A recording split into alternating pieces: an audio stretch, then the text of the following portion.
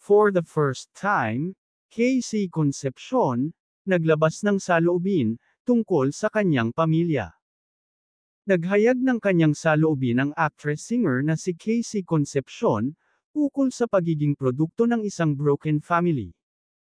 Aware naman ang lahat na ang dalaga ang nag-iisang anak ng dating mag-asawang sina megastar Sharon Cuneta at Gabby Concepcion.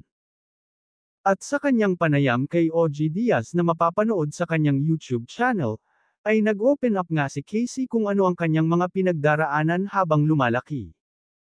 Aminado ang dalaga na nakararamdam siya ng pakiramdam na mag-isa, lalo na't may kanya-kanyang pamilya na ang mga magulang, matapos itong maghiwalay.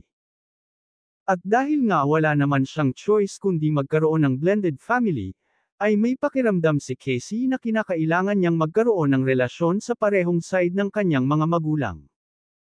Ako lang ang pilit talagang nakikipagkita sa lahat ng involved sa blended family ko. Feeling ko, parang naging responsibilidad kung maging okay sa lahat, and to make sure na may relationship ako sa lahat. Kasi family is very important for me. I love family, pagbabahagi ng panganay ng megastar. Naging bukas rin si Casey sa kanyang mga nararamdaman, at aminado itong hindi lahat, ay nagegets kung ano ang kanyang pinagdaraanan bilang anak, mula sa broken marriage. Yung mga pamilya po na buo, yung hindi nakaranas ng hiwalayan, hindi nakaranas ng nawalay sa isa't isa, baka po mahirapan maintindihan yung mga blended family.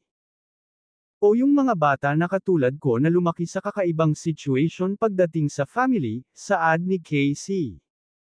Anya, kahit pangaraw ang ilan na buo ang pamilya ay hindi pa rin perpekto ang relasyon. Ani Casey Concepcion, I think yun na yung acceptance, na tao lang tayong lahat, kahit buo yung pamilya, kahit hindi. Minsan may lumalabas pa nga from a broken family na mas gumanda pa yung buhay, because sa experience niya.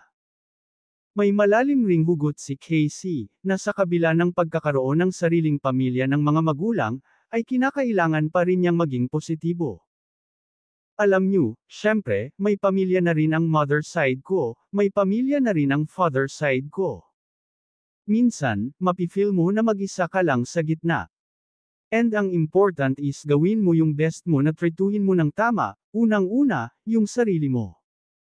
Tanggap ko na ito yung pagkukulang sa buhay ko. Pero meron ako nito. Hindi lahat ng kapamilya makakasundo mo. Hindi lahat ng family magiging smooth yung relasyon. May time talaga na pwedeng hindi kayo okay, ani Casey.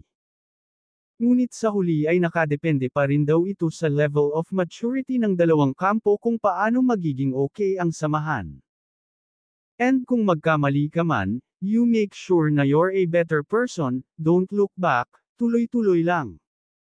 And kung sino yung meant sa iyo, babalik sa iyo, saad ni Casey.